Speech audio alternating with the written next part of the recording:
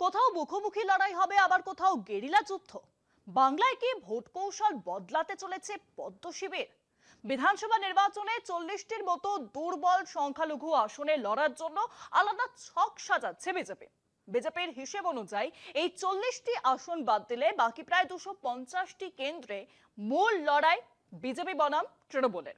এই 250 কেন্দ্রে সর্বশক্তি ঢালতে চাইছে বিজেপি।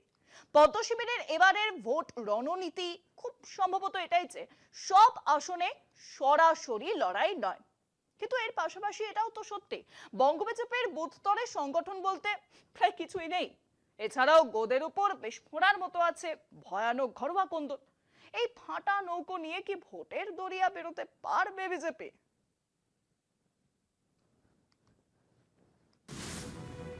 কুর্সি দখল নিতে এবার বাংলায় কৌশল বদলাতে চলেছে পদ্ম শিবির। বঙ্গের সংখ্যালঘু অধ্যুষিত বিস্তীর্ণ এলাকার বিধানসভা কেন্দ্রগুলিতে বিজেপির সংগঠন কার্যত দুর্বল। 40টির মতো দুর্বল সংখ্যালঘু আসনে লড়ার জন্য আলাদা ছক সাজাচ্ছে বিজেপি। সূত্রের খবর, আসন্ন বিধানসভা নির্বাচনে প্রায় 40টি আসনে সরাসরি লড়াইয়ে নামবে না বিজেপি। বাকি প্রায় 250টি আসনে সর্বশক্তি দিয়ে নামার নীল নকশা ইতিমধ্যেই তৈরি করে ফেলেছে গেরুয়া শিবির। প্রায় 40টির মতো আসনে পরোক্ষ জোট করতে পারে বিজেপি। 40টি সংখ্যালঘু অধ্যুষিত আসনে কোন পথে এগোবে বঙ্গ বিজেপি? 40টি আসন ছেড়ে গেরুয়া শিবিরের নজর 250টিতে।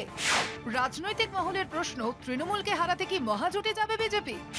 বিজেপি আপাতত ঠিক করেছে যে 40টি আসনে তারা লড়বে না। সেগুলির বেশিরভাগই সংখ্যালঘু অধ্যুষিত মুর্শিদাবাদ, মালদা এবং 24 পরগনার বিস্তীর্ণ এলাকায়। আগাগোড়াই এই কেন্দ্রগুলিতে বিজেপি অত্যন্ত দুর্বল। সূত্রের খবর, দলের অভ্যন্তরীণ রিপোর্টে স্বীকার করা হয়েছে এইসব এলাকায় সরাসরি লড়াইয়ে নামলে ভোট ভাগ হবে। তাতে লাভ হবে তৃণমূলেরই। সংখ্যালঘু ভোট পাওয়ার গ্রহণযোগ্যতা এখনো সেভাবে অর্জন করতে পারেনি বিজেপি। রাজনৈতিক পর্যবেক্ষকদের মতে রাজ্যের সংখ্যালঘুরা গত কয়েকটি ভোটে তৃণমূলকেই ভোট দিয়েছেন। সে কারণেই 40টি আসনে সরাসরি লড়াইয়ে না গিয়ে ঘুরপথে তৃণমূলের ভোট ব্যাংকে ফাটল ধরাতে চাইছে বিজেপি। সে কারণেই এই নতুন কৌশল। এই আসনগুলিতে বিজেপির প্রার্থী না দেওয়ার সম্ভাবনাই বেশি। প্রার্থী না দিয়ে তৃণমূল বিরোধী শক্তিকে বাড়তি সুবিধা পাইয়ে দেওয়ার পরিকল্পনা করা হয়েছে। বঙ্গ বিজেপি সূত্রের খবর, আসন অনুসারে বাম, কংগ্রেস, আইএসএফ বা আঞ্চলিক দল যারা তুলনায় শক্তিশালী তাদেরই পরোক্ষ সমর্থনের সবুজ সংকেত দিয়েছে বিজেপির শীর্ষ নেতৃত্ব। লক্ষ্য একটাই, তৃণমূলকে হারানো। রাজনৈতিক মহলের মতে এটি কার্যত নামহীন এক মহাজোট। প্রকাশ্যে বিরোধিতা, কিন্তু ভিতরে ভিতরে ভোট ভাগ নিশ্চিত করা।